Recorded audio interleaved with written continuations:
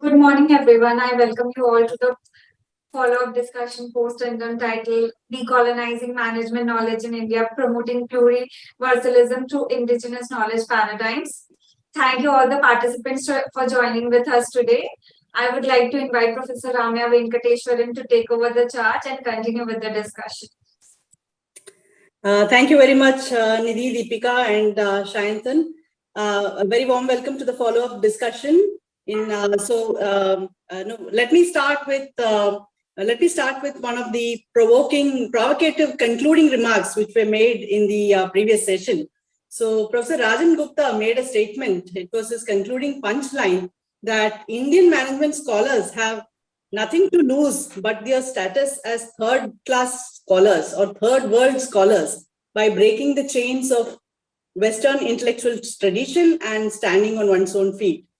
So how do we do something like this? And the panelists had several discussions. Of course, this was a concluding remark. Professor Bhawuk had emphasized the role of the researcher in knowing oneself, valuing one's own experiences, even if it does not fit theory, and the need to learn about one's own culture as a fundamental knowledge that shapes all knowledge. Professor Mahadevan very interestingly identified fault lines in management practice as something where new knowledge may lie, where there is a rupture. And Professor Abhay Oja, taking inspiration from the quote, had stated that everything should be made as simple as possible, but not simpler, attributed to Albert Einstein. And Professor Oja argued that in the social sciences, including in management, there is a need to guard against accepting simplistic perspectives from the Occident to understand or explain complex phenomena from the Orient. These were some of my very interesting takeaways from the previous discussion. We had very interesting discussions with the audience, and some of which we hope that we can continue that engagement today as well. In today's session, the follow-up session, we have planned for a much broader discussion, taking the notion of indigenous knowledge beyond the knowledge from ancient texts, and also expanding or extending our understanding to contexts beyond the Indian context by inviting scholars such as Professor Benito from Philippines into this discussion. Of course, we also have Professor Nidhi, who's going to take an even broader perspective and talk about perspectives on knowledge and power in this conversation. So this is where this discussion is going to be much broader and hopefully much more interesting. So this is what we have planned today in terms of the agenda is that we will have each of the panelists speaking for about 15 minutes on their particular topics, and which is totally about 5 panelists that we have, followed by, we will have views from 2 of the expert commentators, and then we will have discussions with the audience, and then have a longer discussion and conclusion than we possibly had earlier. It is my pleasure to introduce Professor Nidhi Srinivas, who is Associate Professor of Management at the New School in New York City. His research engages with critical theory through a variety of topics, including management history, civic design, international development, and ecological politics. His research has been published in Org Studies, Non-Profit and Voluntary Sector Quarterly, Management and Organizational History, and included in the organization journal Editor's Picks, Post-Colonialism and Voices from the South. He has been an Erasmus Mundus Research Fellow at Roskilde University in Denmark, a BRICS Research Fellow at the BRICS Policy Institute in Rio de Janeiro, Brazil, an India-China Institute Research Fellow, and served as a visiting professor in universities in Brazil, India, and Japan. His paper on false binaries between modernity and post-modernity in management history is available as part of the Google Drive that I have shared.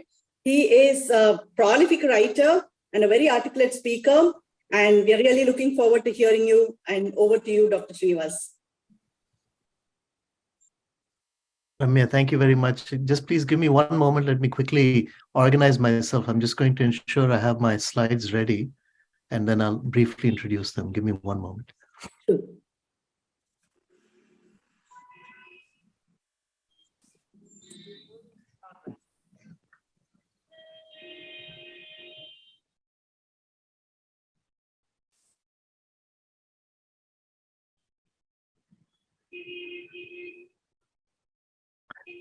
It's a pleasure to be with all of you. I want to briefly say a couple of words before I start. I want to thank Ramya for this invitation. I also want to acknowledge Rajen Gupta's influence on my work.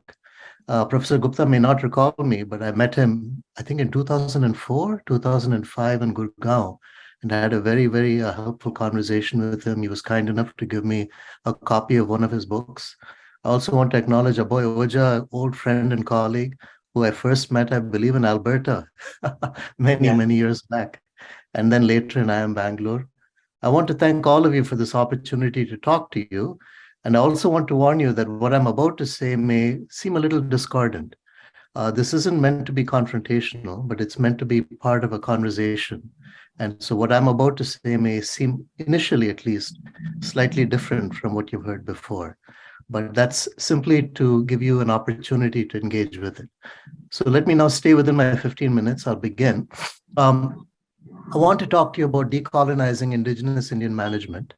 And to be slightly provocative, all of the slides you're seeing are images from the Daniels, the uncle and the nephew who visited India back at the end of the 17th century and depicted an India that no longer exists. For instance, this image you're looking at is from a part of Uttar Pradesh that I would believe today is probably quite unrecognizable. You will understand why I'm showing you these images by the time I finish. So I want to briefly speak about two themes. I want to first explain to you what I understand as Indigenous management and the challenges in studying it.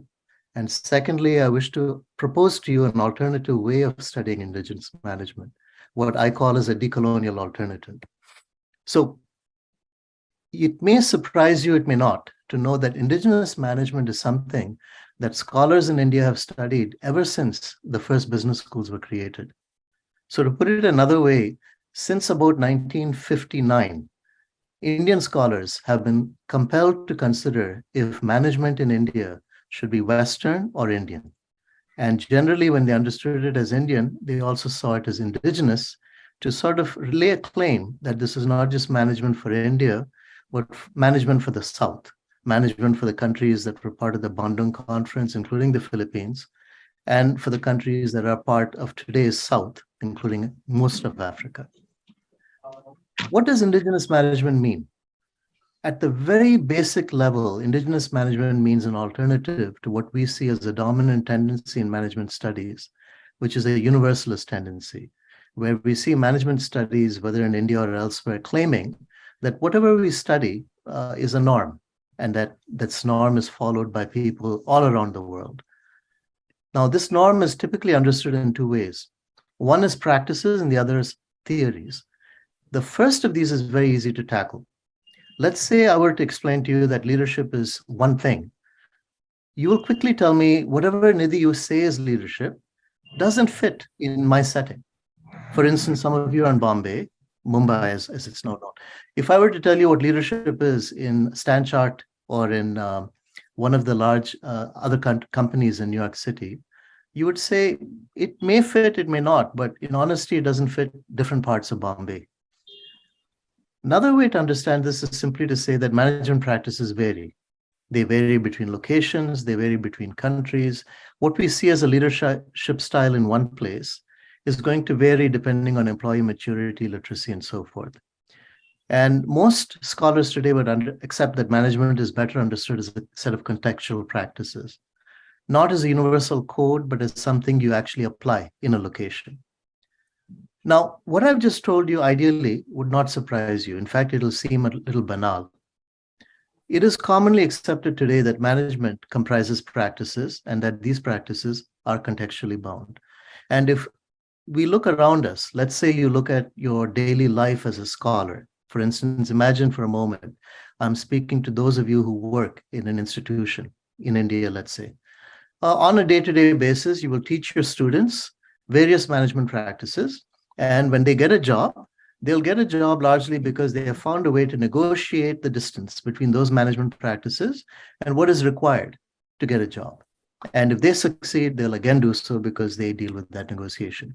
Now, this is rather interesting to see in the context of India, but it is possible to argue that this may not be all that different even in the United States. For instance, students who join the Stern School at NYU may learn a set of management practices, and then when they go on the stock exchange in New York City, they may learn to bend it in a variety of ways. The more challenging question and the problematic question, which I believe is what occupies us, is, can we generalize from practices to concepts? Can we say, for instance, that management as a set of concepts does not apply to India, and that we have to create a set of ideas that are more relevant to India? That, to me, is really the issue when we talk of indigenous management. Do management concepts differ in the way that contexts differ for practices? Could we say then that the management discipline as we know it today is irrelevant due to the different social realities in different settings? Now, this may seem a little provocative, but the amusing aspect is it's actually been studied, and it's been studied for quite a while. Initially, in the 50s and the 60s, scholars argued most of management was universal, but that its concepts had to be gradually inculcated in countries like India because India was not yet modern. This is, by the way, a quote. It's not me just stating that. To say that India was not yet modern in the 60s meant India had to overcome cultural barriers so that there was a quicker acceptance of management ideas. Imagine you or I were teaching in the IIMs, let's say, in 1959, 62, 65. There are scholars of that time, and I've read their notes, who literally agonized on whether concepts of motivation, leadership, analysis, and planning fit the realities of India. Now, this was, for the record, also made very intriguing by the fact that they learned these concepts partly as a dialogue with professors from the United States who came to Ahmedabad, Calcutta, and helped teach. And so there was a lot of tension between the Indians and the Americans in how one should teach and what one should teach. So, for instance, if you look at Anant Negandhi's work in 68, he actually argues that parts of management are irrelevant to India, that the external parts of management, strategic planning, for instance, are universal, but human resource management is nativist. It has to be adapted to India. By the 70s, late 70s, a different approach started to emerge. In this approach, you argued that universalist concepts had indigenous equivalents. So, for instance, you had a leadership style matrix. You had social psychologists who argued how you could define good forms of leadership. And you then found equivalents that met the criteria within the Indian setting. In my view, one of the exemplars of this approach is J.B.P. Sinha, who you'll recall had the indigenous leadership style, which eventually became rather well known by the 80s. I had the privilege of actually knowing Rabindra Kanungo, who was a colleague and a friend of J.B.P. Sinha many years back. And Sinha's work I've always greatly admired, which I see as an exemplar of the second approach. A third approach emerged by the 80s, and I would call this as a meta position. By this, I mean, it's not an approach that's sort of arguing either or. It's saying, let's create a neutral position, a neutral standpoint from where we can assess what is indigenous and what is not. Such a meta position could be characterized through Weberian approaches. I think here of Aboy's presentation, the last time we met, where he critiqued Max Weber's work and the extent that Weber actually understood the realities of South Asia. But one can also look at this through Parsonian constructs. I'm thinking here of Talcott Parsons. The exemplar in this regard is Geert Hofstede, whose work, of course, you'll all know, argues that there are various management styles and that they fit different locations. You should remember that Hofstede's work is based on conceptual framework that's linked to Clyde Cluckhorn and Talcott Parsons, and is a conceptual framework from about 1940, and is a framework that has been critiqued in rather interesting ways since. But in such a position, however you see it, you're able to say, something I'm discussing here is Western, something I'm discussing is indigenous. And then finally, we have a fourth response, which has become quite popular and more relevant in the last 2 decades. In this fourth response, one argues there's a shared experience, a sort of a coherent experience that might be framed largely through a religious order, through a set of shared values, but it is generalizable to a community. but this community is imputed. By this, I mean to say is we can never really know fully who fits in the community and who does not. I'd like to briefly talk to you of two exemplars of this in the Indian context and one in the African context. S.K. Chakraborty, who I never had the honor to meet, but who I have some familiarity with because I served as a scholar at the institute that he founded in the Indian Institute of Management in Calcutta. In fact, I came back from there less than a week back. S.K. Chakraborty's work is exemplary in the way it discusses the relevance of Vedanta and, if you wish, a certain version of the Enlightenment, the Bengal Enlightenment, for rejuvenating Indian management. Similarly, Pulan Garg, who spent many of his years in IIM Ahmedabad, argued that there was something called a Trishanku complex, where Indians were sort of wedded to collectivist values, but had to acquire individualism in an urban setting. In the context of Africa, there's Augustine Ahyazu, who argued for a theory A standing for Africa, which he felt was more relevant to Africa. So if I can just step back for a moment, what you're looking at here is a palette of 4 different ways of approaching the indigenous. You can choose between them, but I just wish to state for the record, they're all relevant right now. And I can actually, if we have time, give you opportunities to recognize these different approaches at the moment in India and outside India, in popular media as well as in research. The indigenous in India remains a specter. It's a specter that won't go away. It remains with us because our definition, our identity as Indians, has been one that has never fully recognized what it is to be Indian. And that, unfortunately, is not anymore part of my conversation, but I'm happy to discuss it further later. So if I were to question these approaches, let me briefly tell you of 4 ways we can question them. First, what does it actually mean to be indigenous? Are we talking about practices or concepts? Is the goal of the indigenous to reject a discipline, management, and create something else, or to recuperate parts of it? And if it is to recuperate parts of it, how do we make the distinction between what we reject and what we don't? For whom is the indigenous? We're all sitting here reading and listening to each other, but there are people who can't join us. For instance, there are people who don't have access to internet, who don't have access to laptops, who don't have access to the English language. Do they have a claim to the indigenous? And should they? Who gets to define the indigenous? Is it the dominant groups in India or the minority groups? Do tribal groups, for instance, have a voice in naming the indigenous? You'll forgive me if I point this out, but the irony is rather obvious, is it not? The word indigenous, after all, is often used to talk about indigenous communities globally, and India has many of them. Finally, if we're going to frame the notion of the indigenous through religion, as some have done, notably the Hindu faith, which is the dominant faith in India, how would we assert other faiths in India? 10% of India are Muslims. Possibly 2% of India are Christians. And Hinduism, as I should say as a Hindu, is a rather diverse faith. Hindus don't necessarily understand Hinduism in quite the same way. Is that sufficient as a basis to then say what the indigenous is? Where is the indigenous? For instance, is the indigenous within India? Well, then what about Meghalaya? Is Meghalaya as indigenous as, I don't know, Andhra Pradesh? What about Telangana, which is just separated from Andhra Pradesh? Are they as indigenous as Andhra Pradesh? You'll forgive me if I sound facetious, but the question is a relevant one.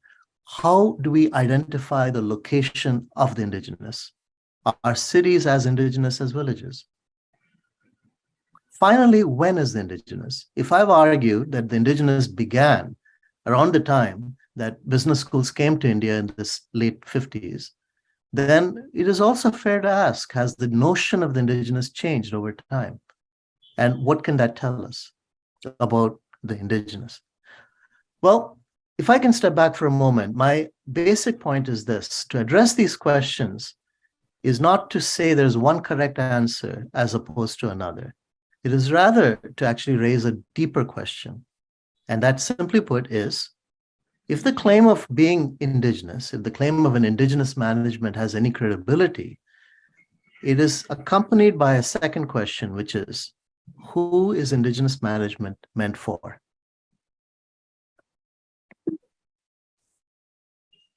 So I'll then turn to responding to that question, who is Indigenous management meant for? And I'll offer you a suggestion. And it's a suggestion from an area of research that I'm rather familiar with. Some call it post-colonial theory, some call it decolonialization. Let's look at it as a set of resources. Yeah, Professor Srinivas, 3 more minutes, if you don't mind. Fantastic. Thank you, Ramya. I shall be very, very quick. Thank you for letting me know. So here are 3 resources you see on the left. I'll very briefly tell you what each of them argues. Edward Said argues that the traditions we see as part of an Indigenous identity are often actively reinvented.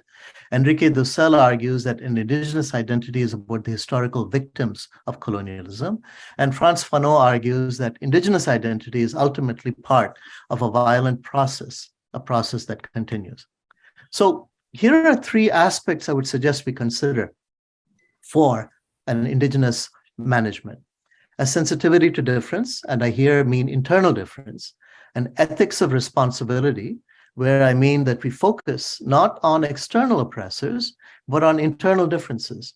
For every oppressor outside India, I assure you, we have oppressors within India.